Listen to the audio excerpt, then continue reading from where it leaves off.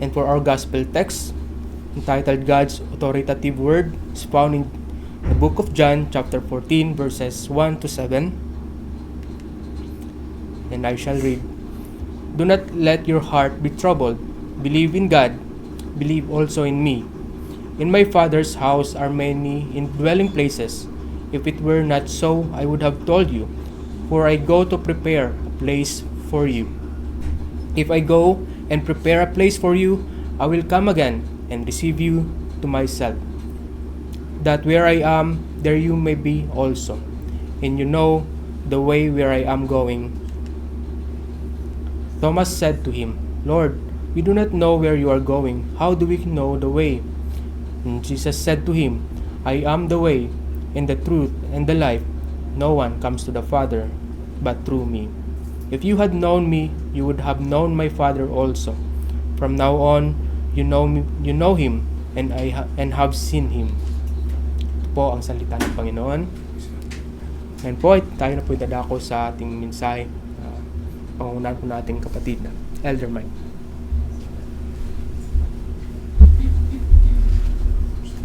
Salamat kapatid na Glenn. Makakaupo na po ang kapuluhan. So, ganda po ng ating mga inawit, no? Naway makapagbigay sa inyo ng mabangong harapan ng ating Panginoon Diyos, no? Lalo na napakaganda nung The Old Rugged Cross. Ano po? Mapapanahon po, no? Sa Kwaresma, ano po? So, bago po tayo magsimula, babatiin ko po muna ang ating mga naka-online na mga kapatid, no? Sa Pilipinas. So po, magandang takip silim na sa atin, ano? Sa London, kapatid na Tony, magandang gabi. Of course, sa Canada, magandang umaga dyan. Manese family and Samiliano family. Salusaloon po natin ang mensahe ng Panginoon for today, ano po. So, bago po tayo magsimula, tayo po muna yumuko, pumikit at manalangin. Dakilang man Diyos, minsan pa, dakilang Ama, purihin ka sa panus ng pangalan, dakilang man Diyos. Isang pribileyo muli po, dakilang Ama, na makapaghayag niyo mabalal na salita. Tago niyo lamang po ako, Panginoon Diyos, sa iyong likuran, nang sa ganun kayo pong makita at mamutawi sa aking bibig. Tulungan niyo po kami, dakilang man Diyos, na maunawaan namin ang iyong mga banal na salita at maisa pamuhay po namin, Panginoon Diyos. Maraming po salamat. Maraming salamat dalangin sa tanging pangalan niyong anak na si Jesus. Amen. So, natapos na po natin yung chapter 13 ng ating book of series. Ano po, no? So, ngayon po, magbubukas po tayo ng panibagong chapter. Ano po, which is nga po ang chapter 14. So, ang ating pong pag-aaralan ngayon, pagbulay-bulayan ng chapter 14 po, from verses 1 to 7. Yun, sumobra. So, ang konteksto po ng ating verse natin, or ang senaryo, noon po, doon pa rin sila sa ni Jesus. Kasama niya dito ang 11 niyang mga disipulo, ano po. Dati po 12 sila. So, umalis na nga po si Judas, ano po, no? So, makikita po natin yung chapter 13 po, ng verse 31 po, nang umalis na po si Judas Iscariote, ano po, no? So, pumunta na po siya sa Sanhedrin, o sa mga pinunong pari, o sa mga Sadduceo, sa Pariseo, ano po, no? Kung sa panahon po natin ngayon, para kunin niya po yung yung warrant of arrest, ano po? Panahon natin ngayon para sa pagdakip sa ating Panginoong Jesucristo, ano po? So, andun pa rin po sila sa silid na kung tawagin ay upper room. So, andun pa rin sila sa kung saan tinawag na upper room, isang malaking silid po yon na doon din ginanap yung Last Supper. So, mamaya po, gaganapin po natin yon. So, nila ng Panginoon Jesucristo na yung panahon na doon, nila kinain yung kordero ng Pasko, ano pa, yung huling hapunan. Ngayon, lumalabas dito na papalapit na ang oras ng pag-aresto sa ating Panginoong Jesucristo. So alam nyo po, ito pa rin po yung mahabang gabi ng Huwebes. Pagsasadula rito, ano po, Huwebes, ika nga sa Arabic, Kamis sa Huwebes, ano. At, so, papalapit na ang oras ng pag-aresto sa ating Panginoon, Dahil pagkatapos niyang dakpin, lilitisin na siya ng mabilisan. So kinabukasan at ay papako na siya kaagad doon sa bundok sa Golgota, sa krus ng Kalbaryo. So last week po tinalakay natin yan, ginunita natin ang 7 last word po.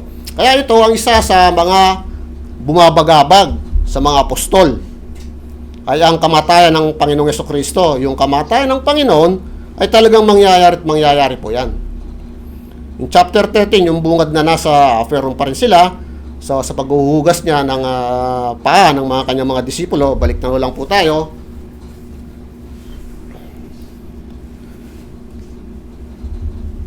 Yung mga masasamang, although mga pangyayari po na hindi kanais-nais doon, na nalalaman ng iba niyang mga disipulo na may magtataksil po sa ating Panginoong Jesucristo,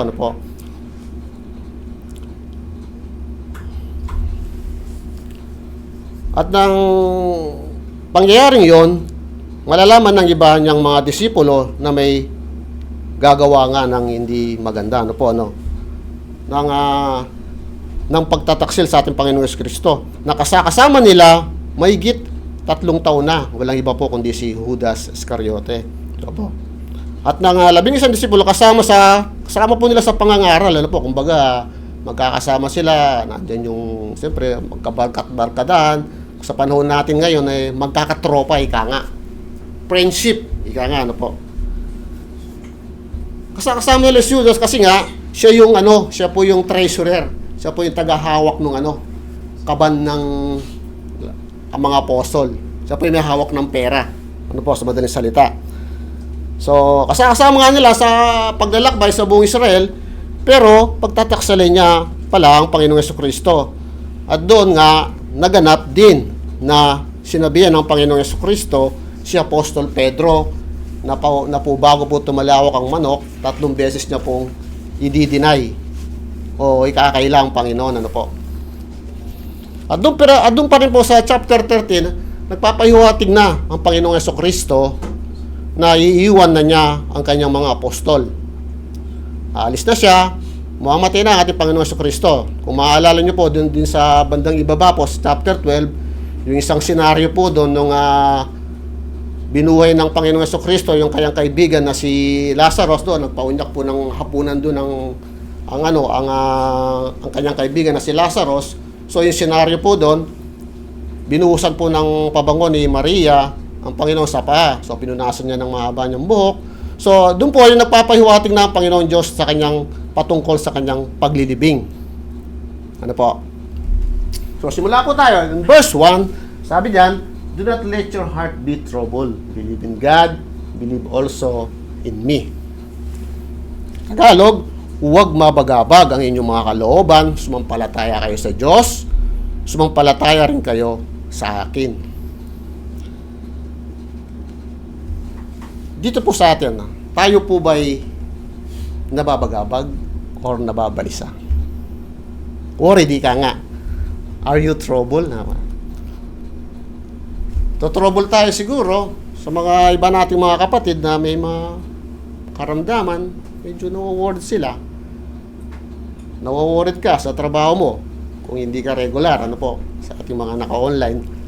So, nawaworried ka kung ang isang pamilya ay hindi mapagkasya yung kinikita niya sa araw-araw para sa kanyang sambahayan, Lalo po ngayon sa panahon ngayon, nagtaasan ng mga bilihin, Nawaworried ka, tayo dito, kasi nga, ang kaguluhan dito, medyo lumalala, Kabi-kabila po yung mga pagbobomba, pagigera. So, hindi man tayo dito, yung pamilya natin sa Pilipinas, nababagabag o nawaworried sa panahon ngayon. So, nababasa nila sa news, nakikita nila sa social media, kung anong mga nangyayari, mga vlogger, medyo dinadagdagan na po, ika nga, Pero may paalala pong Panginoon dyan, sabi ng Panginoon, let not your heart be troubled. Huwag na kayong mabagabag or mabalisa. Ang ibig sabihin ng Panginoon sa kanyang mga disipulo. Alam niyo po, hindi niya sinabi sa kanila, huwag kayong mag-umpisa ng mabagabag or mabalisa. Hindi po ganoon ang pagkakabanggit niya. Kumbaga, nung sinabi niya ito, tumigil na kayo sa pagiging bagabag, balisa, ika nga. Hindi po sila paumpisa pa lang sa pagiging balisa, ngunit sila'y balisa na. O napabagabag na. Dahil ang Panginoong Jesucristo ay Diyos. Alam po ng Panginoon ang lahat. Kilalang kilala niya ang kanyang ang pag-iisip ng mga kanyang disipulo. Alam niya ang pag-iisip po nila. Alam niya ang mga puso nila na mga bumabagabag sa kanila. Sabi nga, God is omniscient. Ano po, no? All things know. Bakit ka nababagabag? At dahil sinabi ito ng Panginoon sa kanyang mga disipulo, ito ay siguradong unang dahilan na mabalisa sila. Isipin po natin, marahil may mga ilang disipulo na nagsasabi, Lord, iniiwan namin ang lahat para sa inyo. At ngayon, iiwanan nyo kami. Di ba? Ganun po marahil ang tumatakbo sa isipan ng mga ilan sa kanila. At nakakasigurado nga tayo na ano ang naging reaksyon ng isa sa kanyang mga disipulo na hindi tunay na alagad. So alam niyo po yun kung sino, walang iba kundi si Judas Iscariote na iniwan niya rin ang iba niyang gawain, sumunod siya sa Panginoong Jesucristo sa umpisa, pero ipagkakanulo niya pala ang Panginoon. Ibebenta niya sa halagang bilang isang alipin. Kaya ang mga disipulo sa verse na ito, sila yung mga nabalisa or nabagabag. Dahil hindi lang sinabi ng Panginoon na paalis na siya, nalaman din nila na isa sa kanila ay ipinagkakanulo ang Panginoon. At hindi lang yon, ito po ay isang narinig na most likely na balisa ang mga disipulo. Narinig nila mismo sa bibig ng Panginoon Diyos na si Apostol Pedro. Si Apostol Pedro, yun po sa kanilang pinaka-leader nila po dito sa mga alagad. Siya po yung pinaka-pinuno nila, si Apostol Pedro. Ano po? So, 3 beses na pong i-deny ang Panginoon Diyos. So, bago nga tumilawok ang manok. So, doon po ginanaw yung manok ni San Pedro. Ano po, ano? So, sabi ng Panginoon, let not your heart be troubled. Sabi niya. Maraming sinabi ng Panginoon sa kanila na magdudulot ng bagabag sa kanilang sa mga iiwanan niyang mga disipulo. So malalim po itong na-trouble na kanga. Sapagkat kasama dyan ang puso. Sa banal na kasulatan, kapag ginagamit po ang puso sa ganitong konteksto, kasama dyan ang pag-iisip. Kasi kapag trouble ka, ang damdamin mo, ang puso mo, at pag-iisip mo ay talagang trouble.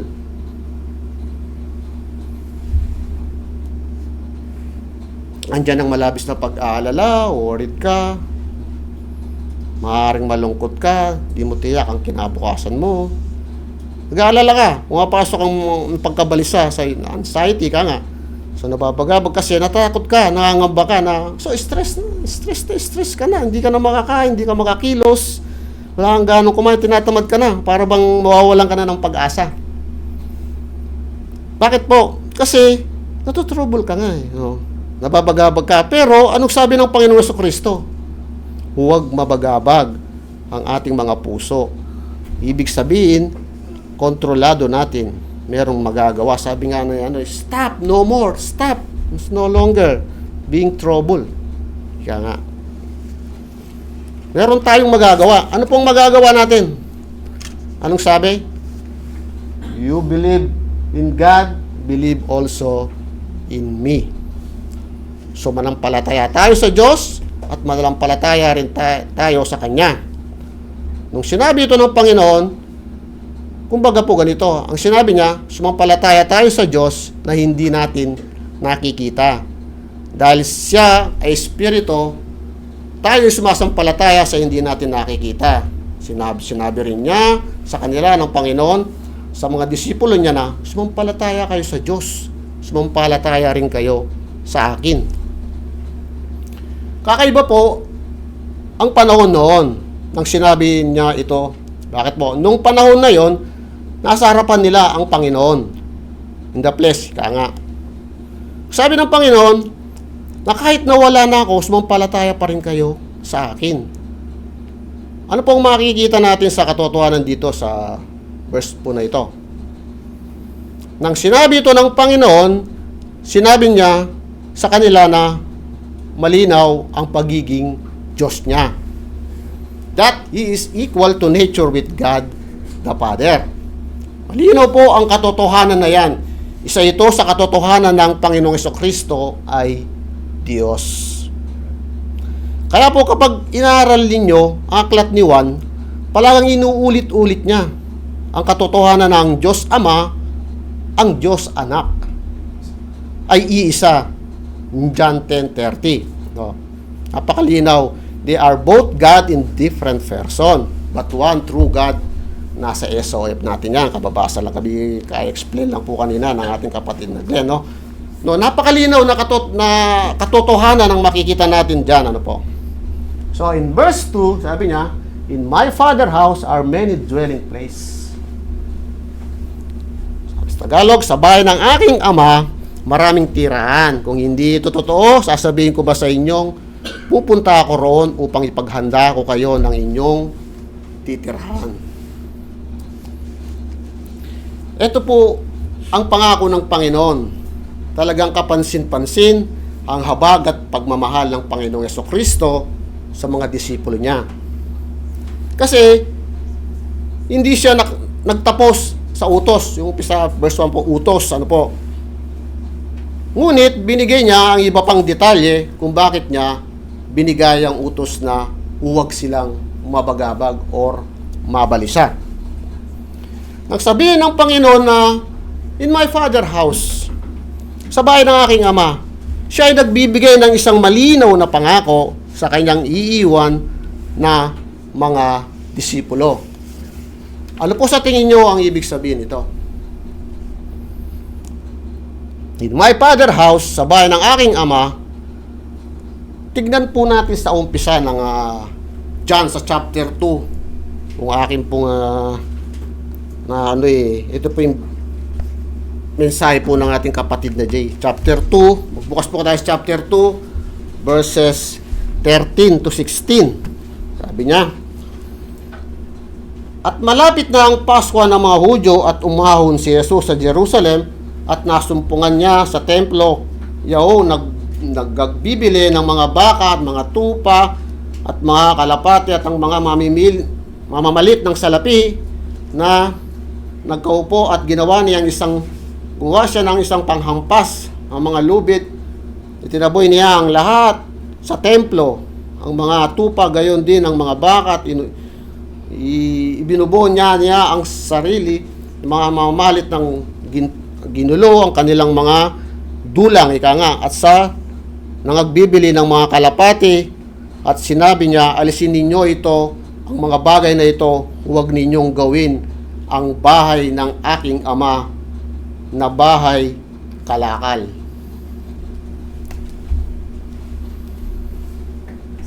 Ano pong mapapansin natin doon, no? Sinabi ng Panginoon, anong tinutukoy niyang bahay ng kanyang Ama? Walang iba kundi dito sa chapter 2, sa chapter 2, ang binabanggit po doon ay ang templo. Ang Father house, ang templo. Tignan po natin dito sa verse na ating tinatalakay. Diyan sabi niya, nung po bang nabanggit niya dito sa ating verse na in my Father house, sa bahay ng aking Ama, ang tinutukoy ba dyan ng Panginoon ay ang templo? Hindi po, no? Hindi po yung templo ang binabanggit niya. Ang tinutukoy niya dyan, ano po? So, makibukas po tayong muli sa Hebrew chapter 9. Saan po natin ulit sa Hebrew. Ito po ang binabanggit. Bakit po gano'n, no? Sa 23 sabi niya, kinakailangan nga na ang mga anyo ng mga bagay sa sangkalangitan ay linisin ng mga ito, ngunit ang mga bagay ring ito sa sangkalangitan ay linisin ng lalong mabubuting handog kaysa Kristo, kay sarito, sapagkat hindi pumasok sa Kristo sa dakong banal na ginawa ng mga kamay na halintulad lamang ng tunay, kundi sa talagang langit upang humarap ngayon sa harapan ng Diyos dahil sa atin. So, ano po ang makikita na sa binasa natin? So, ito po, matututunan natin mga kapatid na mayroong noong mga panahon na yon, mga bagay dito sa lupa na mga larawan ng mga nasa langit. Mga kopya, ika nga, kumbaga, mga replika. Ito po, yun. Ang mga sinasabi na matutunan dito doon sa binasa natin, kaya nga ang templo na nakatayo pa noon ay nilinis ng Panginoon, ay mga man-made copy of heaven itself. At ano ang sinasabi ng Panginoon dito sa John 14:2? Sabi niya, konteksto natin, sa bahay ng kanyang ama ay walang iba kundi ang tunay na langit. Yung dwelling place, yung dwelling place, binabanggit po nating mga dwelling place nating mga pinili, mga lingkod niya na anak ng Diyos, mga believers, walang iba kundi tayo po yon. Hindi po yung templo na nung panahon na yon. So baka po kasi malito kayo pag nagbabasa kayo, ano ba yung binabanggit doon sa naunang chapter, yung bahay ng aking amay, templo, pagdating dito ay tunay na langit. So ayun po yung pagkatugma-tugma ng konteksto, no? From chapter 2 hanggang sa Hebrew. Ano po? So ang binabanggit doon at dito sa kasalukuyan, bakit po natin kailangan itong paliwanag ng mabuti? Ano po? Ngayon, anong makikita natin sa bahay ng kanyang ama? Ayan. So, silid, tahanan, mansyon. Wow, mansyon. So dito po yata hinango yung mansion over the hilltop. Favorite ng Baptist. Ano po, yung mansion over the hilltop. Silid, sabi nga, ika nga. So, kung hindi ito totoo, sasabihin ko ba sa inyo, pupunta ako roon upang ipaganda ko kayo roon ng inyong matitirhan. Kung titignan natin ang banal na kasulatan, makikita natin ang langit ay ginagamit minsan bilang pagsasalarawan ay isang kaharian. So, bakit po? Ito ay may hari or king at mayroong sumusunod sa hari. Kaya ginagamit, minsang salita ay ang kaharian or kingdom. Ano po? Kung minsan naman, ang langit ay binibigyang pagsasalarawan na isang paraiso. At bakit paraiso? Ang gagamitin, minsan sa banal na kasulatan, para po tawaging langit dahil ito'y sa tindi ng ganda na niya. They call it paradise because of its beauty. Ika nga. Kung mapapansin po natin last Friday, doon sa 7 last word, doon sa number 2, kay Brother J pa rin yun. Ano? Sabi niya ron, kasama niya doon yung dalawang tulisan, sabi ng isang tulisan, Jesus, alalahanin mo ako sa iyong kaharian, sabi ng isang tulisan. Ngayon, ang sagot ng Panginoon, today, you will be with me in paradise. Mismo ang Panginoon nagsasabi na pinasalarawan niya ang langit sa isang paraiso. Ano po? Meron pa. At kung minsan naman, mababasa rin natin na ang langit ay tinatawag na isang bahay, tulad niya, bahay or house. Dahil katulad ng isang bahay na may nakatira na isang pamilya. Kaya sa verse na ito, ang tawag sa langit ay bahay ng aking ama. Diba na po? Pinapakita dito ng pagsasalarawan na sa langit ay may napakalaking bahay, ang Diyos Ama. So, heaven is a very, very large with many mansion. So, alam nyo po, nabasa ko po sa isang komentaryo, saglit, na kung talagang kapag tagapagligtas mo ang Panginoon Diyos, pag ikaw yung nasa langit na, hindi mo kailangan ng mapa. Isa lamang po kasi ang bahay ng aking ama, napakalaki. Siguro kailangan mo ron para ka pumasok sa mall na floor plan. So, saan ba dito yung copy yan, ano? So, gano'n, makikita mo doon, nando si Brad J, no? Nagkakapi kayo, no? Gano'n lang po, imagination lang, no? Kahit na yung kabangayan mo rito sa lupa, so pareho kayong anak, magkikita kayo ron, magkakasama tayo ron. Walang problema po yun, ano? So paglasala larawan po, no? Ano po? Na forever, siyempre, of course, with the Lord. Yun ang forever. No? So, sumunod na verse. Verse 3. Sabi nga nun, if I go and prepare a place for you, I will come again and receive you to myself, that where I am, there ye may be also. Sa Tagalog, at kapag nagipaghanda ko na kayo ng matitirhan, ako'y babalik at isasama ko kayo upang kayo'y makapiling ko kung saan ako naroroon. Wow, promise na po.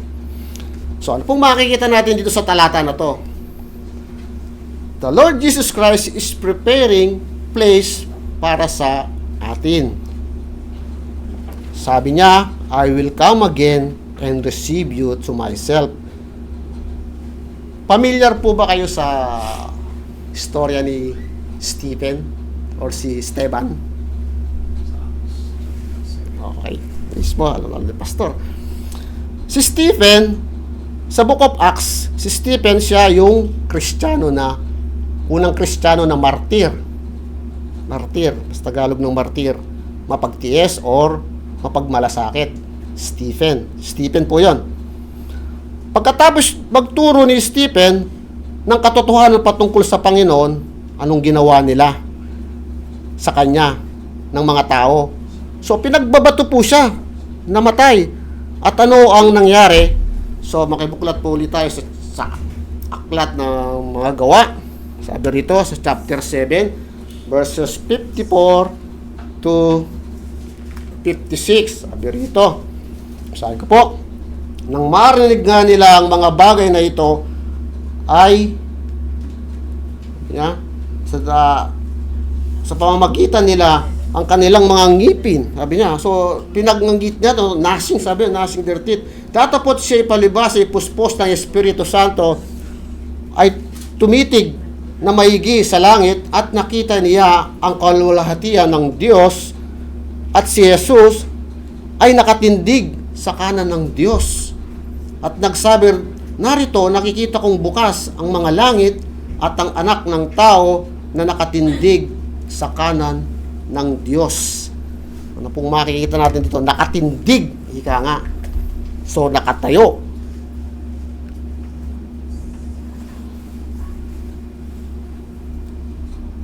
Ano pong makikita natin sa verse na ito na binasa natin? Si Stephen po, nakita niya ang Panginoon, nakaupo ba o nakatayo? Tanong po, nakatayo. O, di ba? Kapag po pinag-aaralan natin ang mga salita ng Diyos o binabasa natin, madalas ang pagsasalarawan ng Panginoon Jesucristo ay nakaupo, di ba? Nakaupo sa kanan ng luklukan ng Diyos. Nakaupo. Ano po? Wala po tayong problema ron, nakaupo. Ngunit sa mga verses na binasa natin, ano po ang sinasabi? Nakatayo ang Panginoon sa kanan ng Diyos Ama. Nakatayo, nakatindig. So, bakit po siya nakatayo? Ito po, ano? The Lord Jesus Christ was standing to receive and welcome Stephen. The Lord Jesus Christ took up to welcome one of his own who belonged to his family in his Father's house. Wow. Ganyan din po ang gagawin ng Panginoon sa bawat isa sa atin na tunay na naglilingkod sa Kanya. Ano po?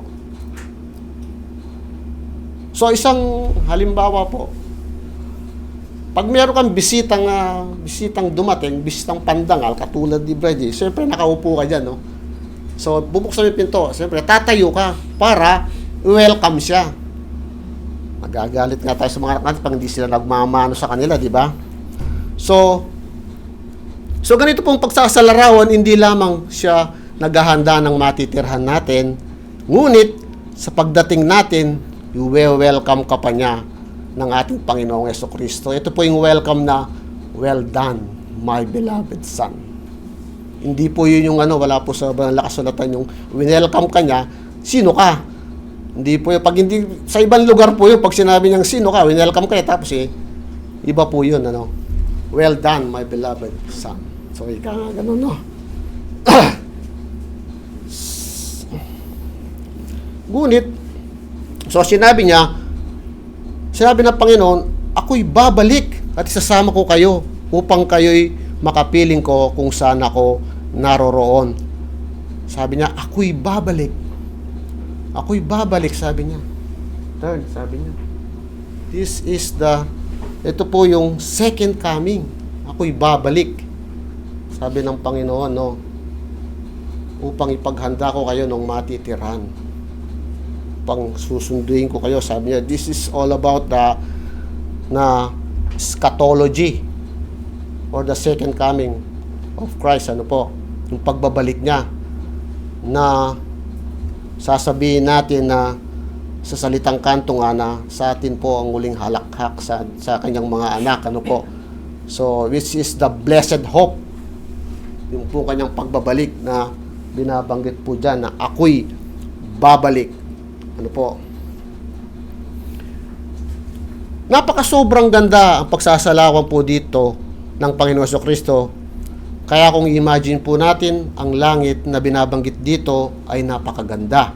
Napakalawak na lugar, napakagandang bahay, andun ang Panginoong Jesucristo na nag-aantay para i-welcome ang isang tunay na mananampalataya, ang kanyang mga piniling, kanyang mga lingkod, mga tunay na anak na makakapiling niya habang buhay. So, forever, ika nga, sa piling ng Panginoong Jesucristo.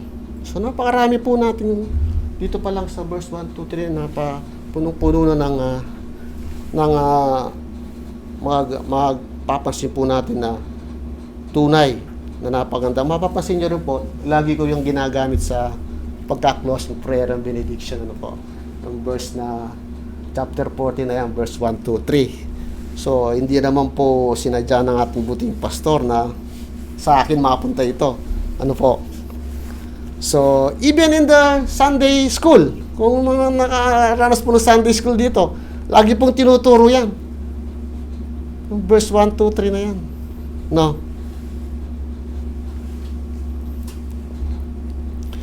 So, verse 4 tayo. Sabi niya, where I am, there ye may be also, and you know the way where I am. So, ito po yun naman yung katotohanan. In verse, Tagalog po, at alam na ninyo ang daan patungo sa pupuntahan ko. Ilang beses na yan yung sinabi yan, narinig na rin natin yan sa mga previous chapter.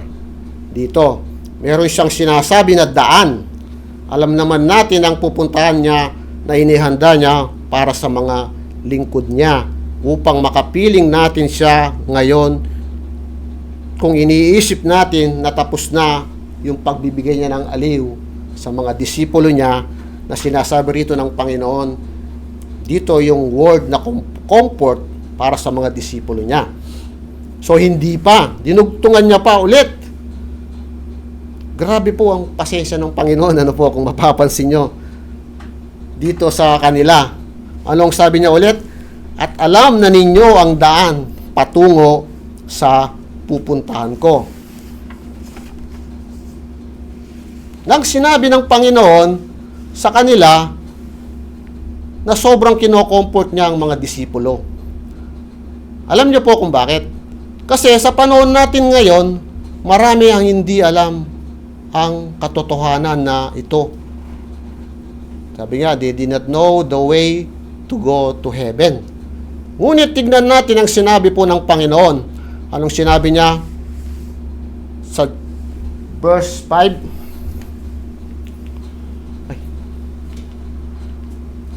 Sabi niya ganon. Ito. Sabi niya, anong sabi ni Thomas? In verse 5. Sabi niya dyan, Thomas said to him, Lord, we do not know where you are going. How do we know the way? Sa Tagalog, sinabi niya kay Tomas, Panginoon, hindi po namin alam kung saan kayo pupunta. Paano naming malalaman ang daan? Sobrang kapansin-pansin po ang sinabi dito ni Thomas the disciple, the apostle, ika nga. Hindi po ito yung Thomas doon sa chapter 3 na pumunta ng gabi na isang Pariseo, doon sa chapter 3 na pinunta ng Panginoon Diyos sa gabi. Nung gabi, ano po? Hindi po yung si Thomas, the doubting Thomas. At lalong hindi po si Mang Tomas dahil sa sarsa po yun, ano po. So bakit kaya ganito ang sabi ni Tomas? Ni Thomas, datapot mahigit na 3 taon niya nang kasama ang Panginoon. Bakit kaya ganitong sinabi niya? Lalong-lalo na yung sagot niya nung una, sabi niya, Lord, we do not know where you are going.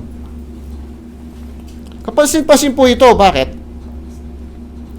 Marahil katulad ni Thomas at ang mga kasama niya, tulad din ng mga Kristiyano na karamihan po sa atin, meron po tayong short-term amnesia. Konti lang naman. Short-term lang. Very short lang po. Naman. Kasi kakasabi niya pa lang ng Panginoon kung saan siya pupunta. Diba? Sinabi niya nga, pupunta siya sa bahay ng kanyang ama. At sino ba ang kanyang ama?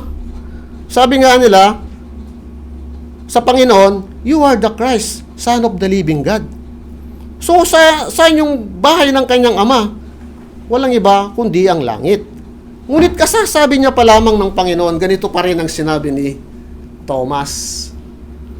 Ay, nako, Thomas. Pero bago po natin usgahan si Thomas, kasi katulad din natin, dapat bigyan din natin si Thomas ng konting puwang or credit, ika nga. Yung sinabi niya, marahil na sinabi ni Thomas, dahil po siya ay very honest na apostol. Anong ginawa niya? Sinabi niya, ang katotohanan na nako-confuse na siya. Hindi niya tinago ang pagiging pagkalito niya. Sinabi niya, hindi niya naiintindihan ang sinabi ng Panginoon, kaya't binigkas niya ito. At bakit kaya ganito si Thomas? Marahil naguguluhan na siya sa mga nangyayari sa kanya. Hindi niya na maharok. Malalim na po. Hindi niya na maintindihan. So, iniisip niya na may pupuntahan lamang na lugar ang Panginoon. So, alam niyo po, nung inaaral ko po itong message na to, kaya ganito ang tugon ni Thomas sa mga sinabi ng Panginoon. Isa pong dahilan siguro marahil, hindi pa talaga buong naiintindihan kung sino ang Panginoong Jesucristo sa buhay niya. Ano po? So, meron pa pong isang dilema po, ano po. So, dapat sa susunod na Friday pa tong isang to, pero ihiram lang isang verse lang para lang may kaagapay itong si Thomas. Brad Glenn, ano po. So, sinabi niya sa verse 8, sabi niya, si Felipe. Sinabi sa kanya ni Felipe, Panginoon, ipakita po ninyo sa amin ang Ama at masisiyan na kami. Wow!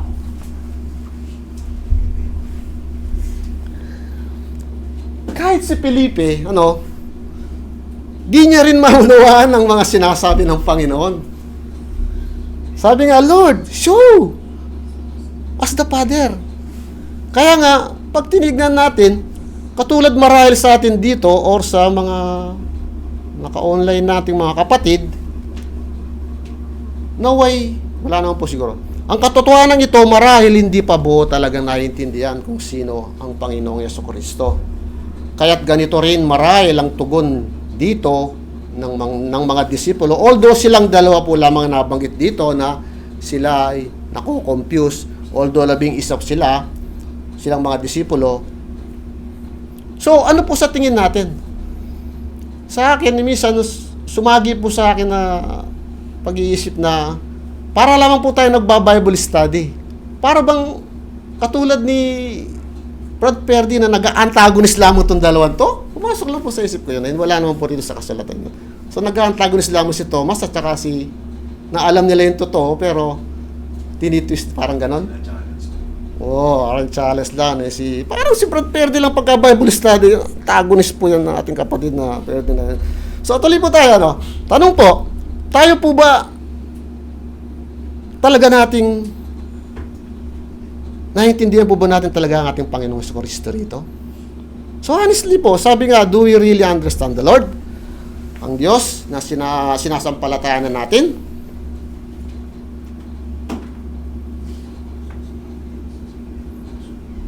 Or nakikilala ba natin siya? Sino ba talaga siya? Ang Panginoong Jesucristo sa'yo. Hindi po yan sa katabi nyo. Hindi po yan sa nanay nyo, sa kauwi nyo, sa kamag-anak nyo. Sa'yo. Sino ba talaga ang Panginoong Jesucristo sa'yo? Na nakikinig at sa nakikinig po sa online, no? Ang Panginoong Jesucristo talagang kinikilala mo ba talaga bilang Panginoon at tagapagligtas? Tagapagligtas saan? Sa kasalanan. Kasi sa sarili mo, tayong mga makasalanan na hindi kayang iligtas ang sarili natin kung hindi mo makikita na kailangan mo ng tagapagligtas, hindi ka kikilala ng tagapagligtas. Ano po? Ano po ang mangyayari? So, malilito ka, maguguluhan ka. Kaya anong sabi ni Thomas? Hindi namin alam, Panginoon, kung saan kayo pupunta. At paano namin malalaman ang daan? Si Thomas po, kahit po nung i-advance natin ng pagkabuhay na maguli ng Panginoon sa resurrection, hindi rin siya naniniwala kailangan makita niya. Mga kapatid, dahil hindi niya naintindihan ang unang sinabi ng Panginoon, lalong hindi niya malaunawaan ang sumunod na sinabi niya.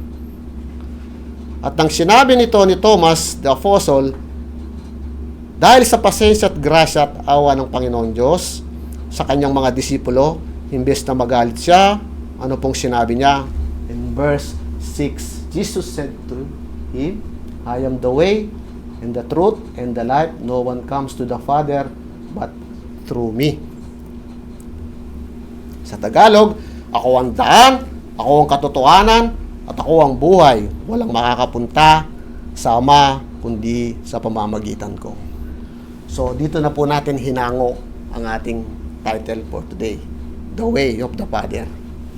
Introduction pa lang po yung kaalala nyo, ha?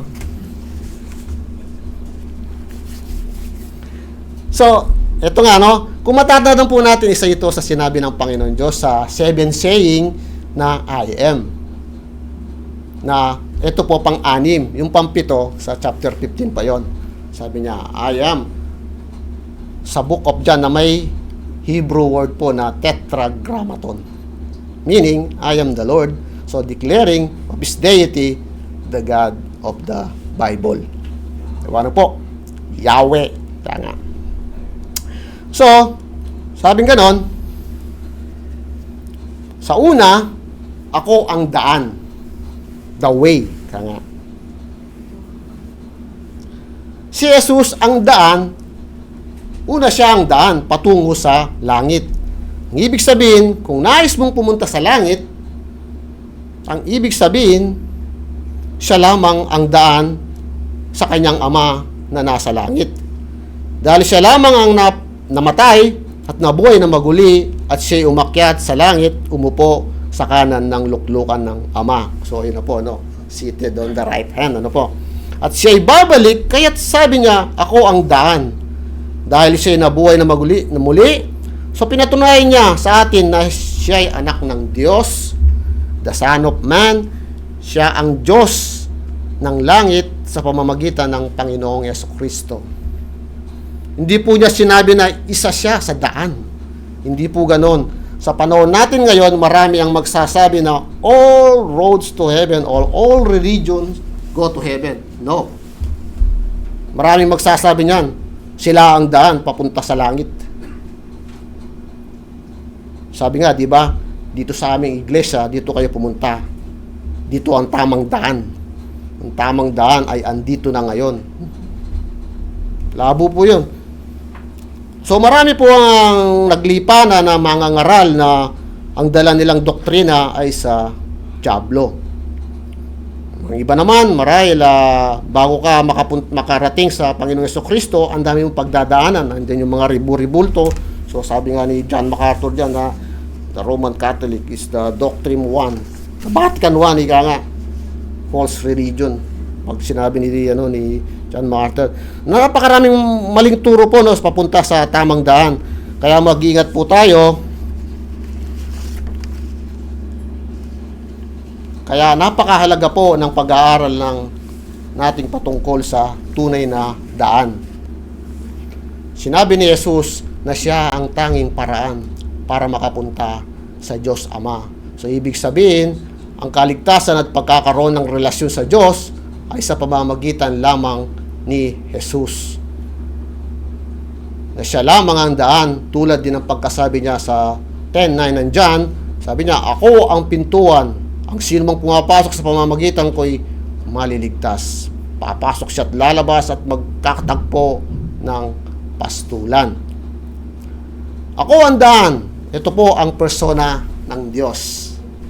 Kung wala si Jesus, walang daan papunta sa kaligtasan. Yung buhay ng buhay siya mismo ang persona. Sabi nga ni John MacArthur, pastor, sabi niya, Christianity is the way because of its being exclusivity. Being, no? Pag nagsalita si John MacArthur, talagang masakit Kristiyano lamang daw ang the way na exclusivity po. Sa Book of Acts, po 6 times na po binanggit yan, the way, ang daan. The Book of Acts. Pangalawa, ang katotohanan. Na sinasabi ng Panginoon, sinasabi ito sa kanila, talagang itinuturo niya siya ang katotohanan. Ang sinabi niya, ako ang katotohanan. He is the truth in the flesh. Kung mapapansin po na nyo sa aklat ng Mateo, in chapter 5, the Sermon of the Mount, nang nangangaral siya sa gilid ng bundok, ang sinabi ng Panginoon, narinig ninyo na huwag kayong pumatay, ngunit sinasabi ko sa inyo. So, di ba, ganun ang mga bitaw na salita ng Panginoon? Ano po ang pinapakita dito ng Panginoon? Sinasabi niya, siya mismo ang batas. He is the law. He is the incarnate word of God. Siya ang Diyos na nagkatawang tao na katotohanan ng banal na kasulatan. Si Jesus ang katotohanan. Bakit po ko sinabi na siya ang katotohanan? Dahil wala na pong tao sa mundo, lahat ng tao sa mundo ay nagsisinungaling. Wala pong tao na hindi nakakapagsinungaling. Lahat po tayo ay guilty dyan. Mismo, kahit pa white lies yan, hindi ka nga, sinungaling pa rin yan. Sabi nga ng Panginoon Jesucristo, ako ang katotohanan, lamang kung ano ang sinasabi niya, kung ano ang pangako niya, tutuparin niya. Hindi lamang katotohanan ang tinuturo niya, kundi siya mismo ang katotohanan.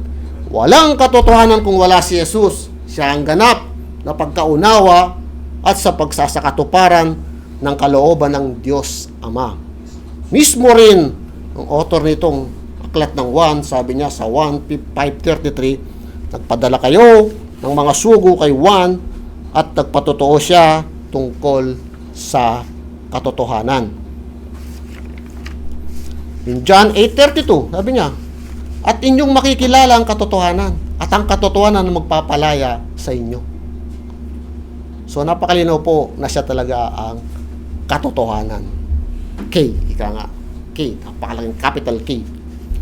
Pangatlo, ako ang buhay.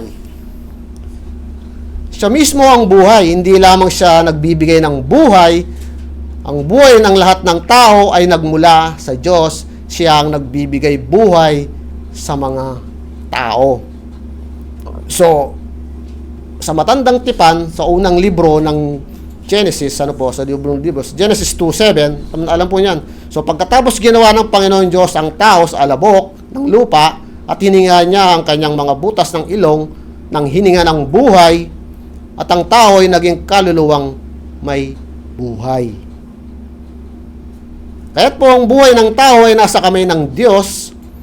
Kung wala ang Panginoon, walang nilikha sapagkat ang Panginoon, ang buhay, siya ang pinagmumulan ng buhay kahit natin, at dahil nabuhay siyang maguli, ang ating Panginoong Jesucristo sa mga patay, sabi nga sa 11:25 ng John, sabi niya, ako ang muling pagkabuhay. Ako ang buhay, ang sumasampalataya sa akin ay mabubuhay kahit siya'y mamatay. Sumasampalataya sa Kanya, siya rin ang nagbigay ng buhay na walang hanggan. Ang taong tunay na naniniwala sa Kanya ay sumasampalataya, at ito ang sinabi niya sa 1 John 5:11-12. Sabi niya, at ito ang patotoo, ipinagkaloob sa atin ng Diyos ang buhay na walang hanggan, at ito'y makakamtam natin sa pamamagitan ng anak. Kung ang anak ng Diyos ay nasa tao, meron siyang buhay na walang hanggan. Ngunit kung wala sa Kanya ang anak ng Diyos, ay wala siyang buhay na walang hanggan. Po.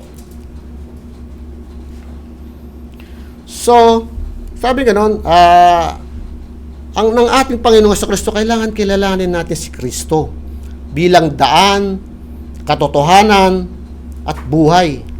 Sapagkat walang makakapunta sa Ama, kundi sa pamamagitan niya. Sapagkat siya po ang mediator between man and God. So, napakaganda po ng mga pangako ng Panginoon dito sa kanyang mga talata. Ano po? Alam niyo po,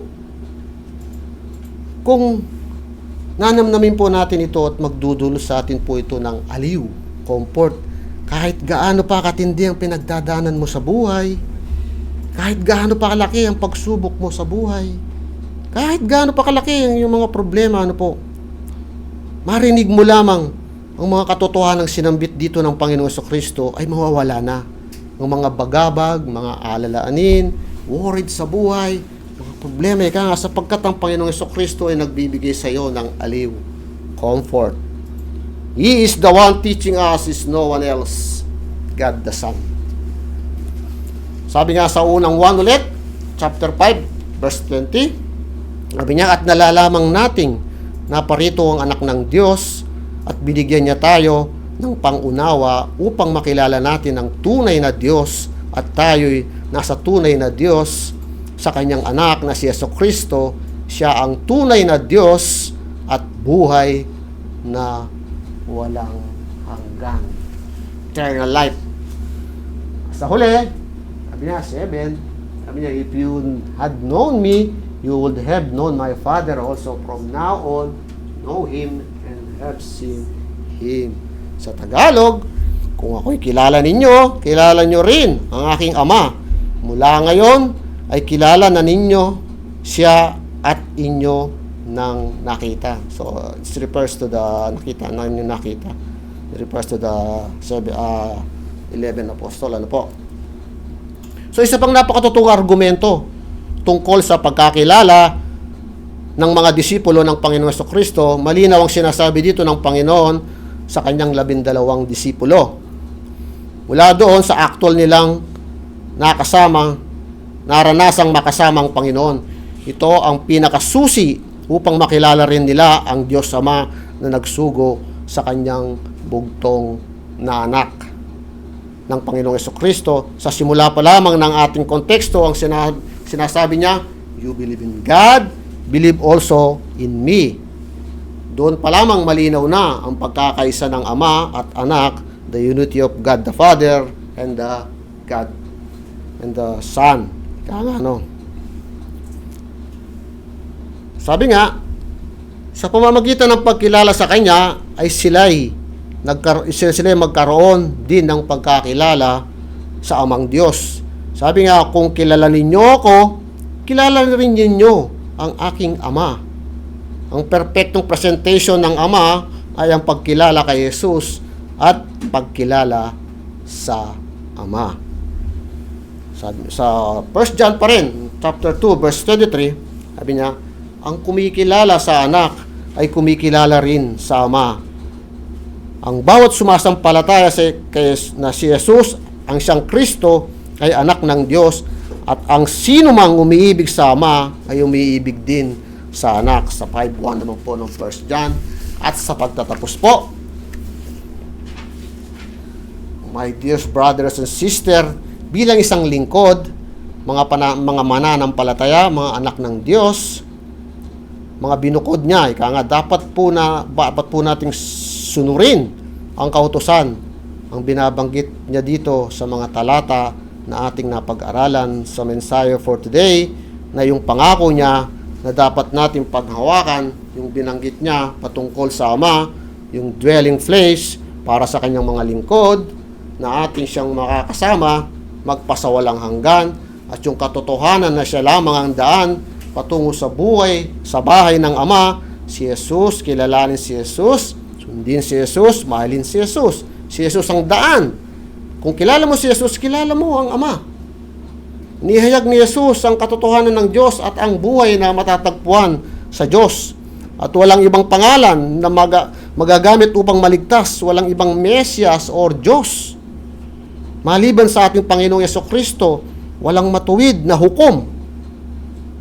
Kaysa kay Yesukristo, walang ibang Diyos na nagmamahal sa atin ng higit kay Yesukristo. Lahat ng mga bagay sa ating buhay nakasalalay sa Kanya. Kung wala si Jesus, wala tayong anumang bagay. Ngunit sa Kanya ay meron tayong lahat at walang anumang kailangan. Kung gayon, mamuhay tayo bilang daan na ipinapakita rin natin sa ibang tao. Kumbaga, ibahagi rin natin ang Panginoong Yesukristo sa ibang tao. So, purihin po ang Panginoon Diyos. Soli Deo Gloria.